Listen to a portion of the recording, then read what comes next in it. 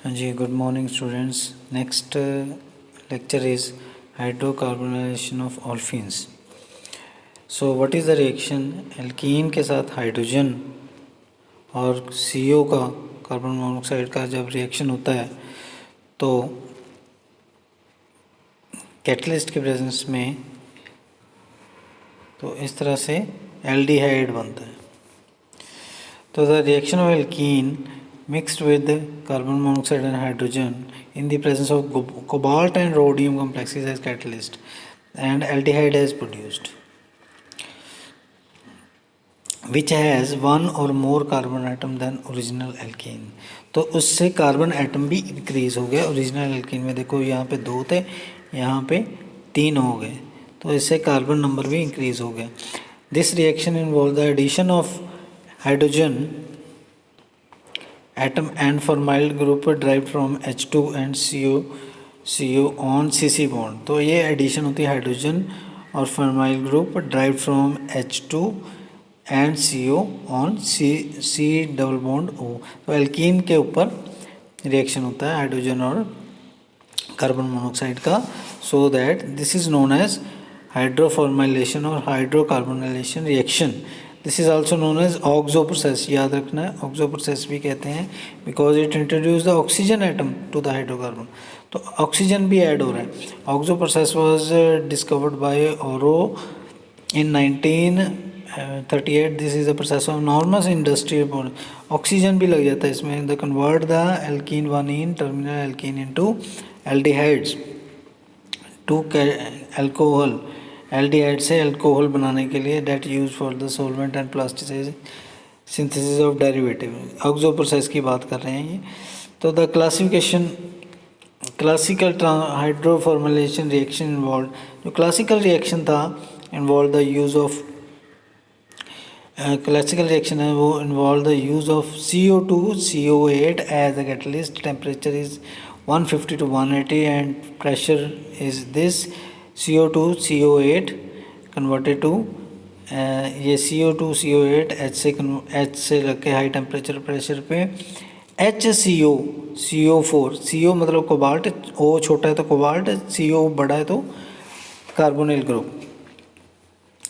तो ये पेपर में अटेम्प्ट करते वक्त O का ध्यान रखना है। C के साथ O छोटा लग गया तो कोबाल्ट, C के साथ O बड़ा लग गया तो कार्बोनिल।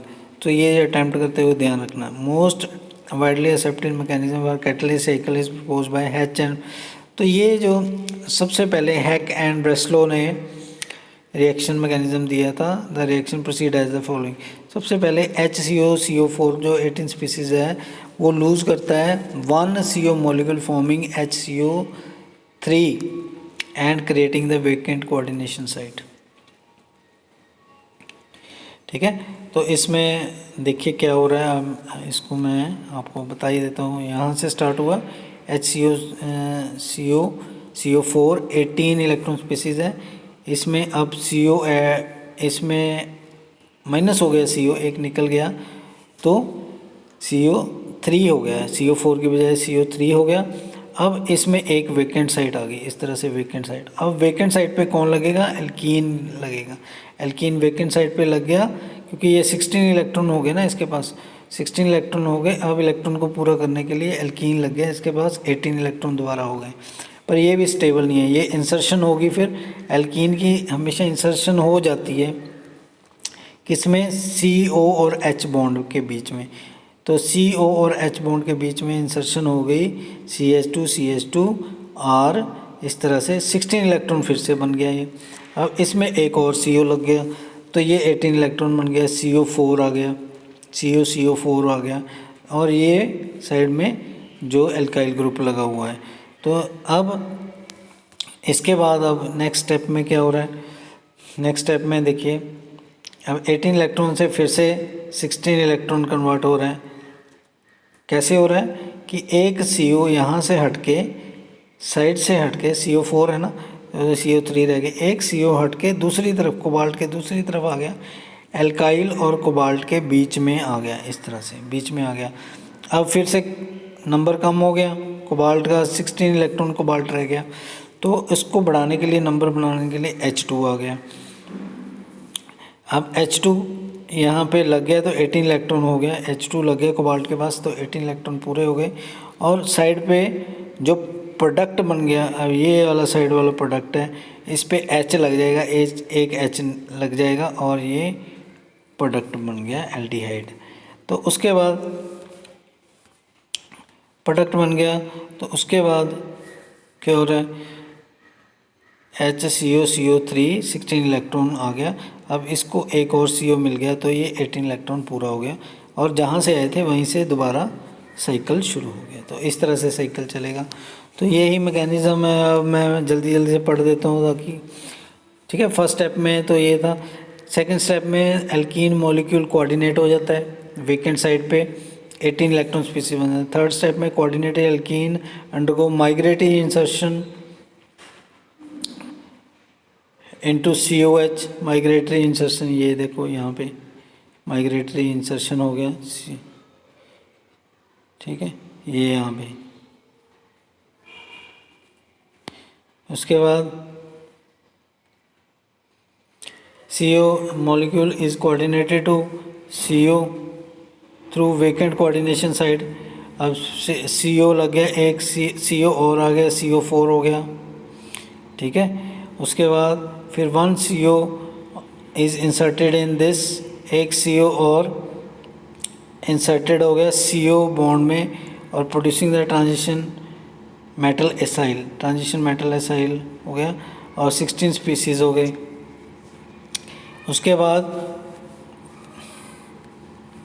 ये group undergo oxidative addition with H2 forming cis dihydro complex हो गया, 18 species. The cis dihydro complex undergo reductive elimination reaction producing aldehyde and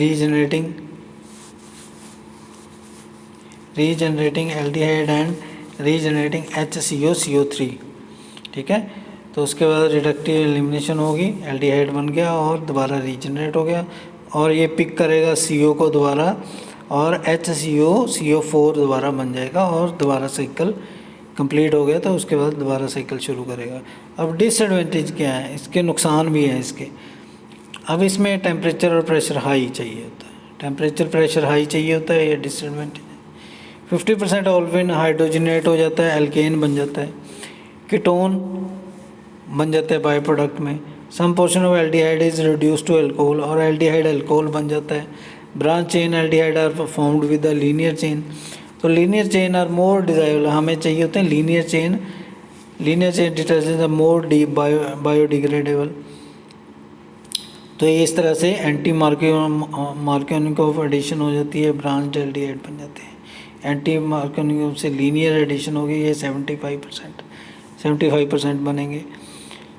तो अब इसके बाद मोर इफेक्टिव, अब इसके बाद इससे ज़्यादा इफेक्टिव प्रोसेस जो है carried out industry in 100 degree and few atmospheres. Temperature कम हो गया, प्रेशर कम हो गया, तो ये rhodium triphenyl phosphine complexes mechanism is essentially the same except क्या लग गया, PH3P थ्राइस RHCO ग्रुप लगा हुआ है कोबाल्ट CO3 की जगह। The 4D metal complex higher catalytic activity and 3D metal. तो इसमें 4D ऑर्बिटल काम करता है रोडियम में, फॉस्फीन कॉम्प्लेक्सेस में, even more active dihydroformylation catalyst than cobalt complexes. Such effective catalyst is this. तो ये अब इससे क्या हुआ, टेम्परेचर प्रेशर डिक्रीज़ हो गया। अब इससे रिएक्शन करेंगे सेम हो जाएगा और प्रेशर टेम्परेचर डिक्रीज़ हो जाएगा। तो it loses phosphine ligand to form coordinately and electronically unsaturated 16 electron complex RHCO PPH3 twice which catalyze the hydroformylation at moderate temperature and 1 atmosphere। तो अनसैचुरेटेड 16 इलेक्ट्रॉन है RH, ठीक है, RHCO L3 L इसको PPH3 को बताया हुआ है L, ठीक है।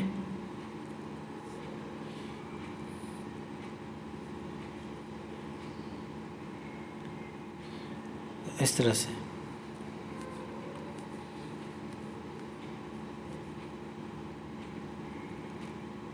ठीक है, ये कहता है भी जब ये लिगेंड एक लिगेंड छोड़ देगा तो ये वाला जो बनेगा ये पीपीए 2 लिगेंड वाला, ये 16 इलेक्ट्रॉन है, 16 इलेक्ट्रॉन है और टेम्परेचर प्रेशर नॉर्मल पे ये काम करेगा। This behaviour contrast with the cobalt carbonyl complex catalyst with typically temperature 180 and 250 atmosphere temperature.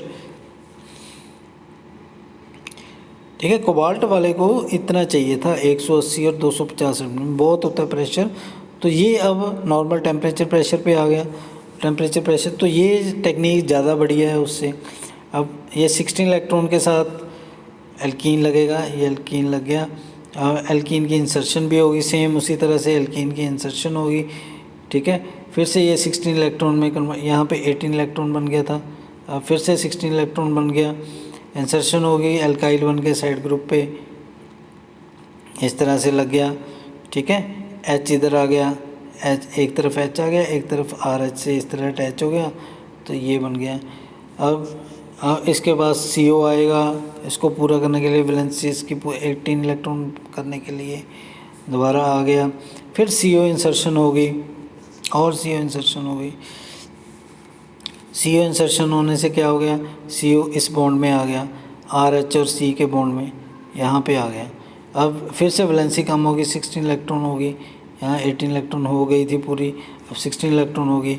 अब उसको 16 से फिर 18 करने के लिए H2 से रिएक्ट करेगा। अब H2 2 H लग गए तो 18 इलेक्ट्रॉन पूरी होगी, पर ये अब यहाँ से एल्डिहाइड बन के निकलेगा, H इधर आ जाएगा, एल्डिहाइड बन के निकल जाएगा और फिर ये क्या हो जाएगा, ये वापस इस तरह से आ जाएगा और ठीक है, और एल लग जाएगा इसको वापस आगे, तो ये दोबारा यहाँ पे आ जाएगा। तो इस तरह से use of R H C O P P H 3 as catalyst during hydrophore reaction has following advantages. ठीक है, इसके एडवांटेज एक तो है कि टेम्परेचर प्रेशर बहुत कम हो जाता है इसका, ये एडवांटेजेस है। Effective under condition of convenient pressure and temperature 1 atmosphere 25 degree, तो नॉर्मल टेम्परेचर प्रेशर पे ये काम हो रहा है जो हाई टेम्परेचर प्रेशर पे करते थे। This favour aldehyde products over alkenes and ketones. Alkenes और कीटोन्स से ऊपर एल्डिहाइड बनते हैं, जिसमें उसमें एल्केन्स कीटोन्स भी बनते थे। It produces 95% straight chain, anti Markovnikov से स्ट्रेट चेन बनाता है ड्यू टू द फैक्ट, क्यों, प्रेजेंस ऑफ 2 बल्कि ग्रुप्स हैं, PPH3 ग्रुप्स बहुत भारी होते हैं और एंटी मार्कोनिकोव एडिशन को ही ये फेवर करते हैं, easier than attachment of Markovnikov. तो उसके बाद RH-BH3 is active isomerisation catalyst and same mixture of aldehyde obtain from any possible isomers. कोई भी आइसोमर ले लो स्टार्टिंग एल्कीन का, ठीक है, सेम एल्डिहाइड मिक्सचर बनेगा। Very important property of catalyst, ये बहुत इंपॉर्टेंट प्रॉपर्टी है। And internal isomers of alkene is more stable, तो इसलिए इंटरनल आइसोमर्स एल्कीन के ज़्यादा स्टेबल हैं, easier to obtain than terminal ones. ठीक है, तो ये हो गया मोर स्टेबल। इससे ये वाला मोर स्टेबल है और ये ब्रांच्ड है, माइनर प्रोडक्ट बनता है, और ये मेजर प्रोडक्ट बनता है। इससे रिएक्शन बताया हुआ है। This is the straight chain, this is the straight chain and this is the branch chain.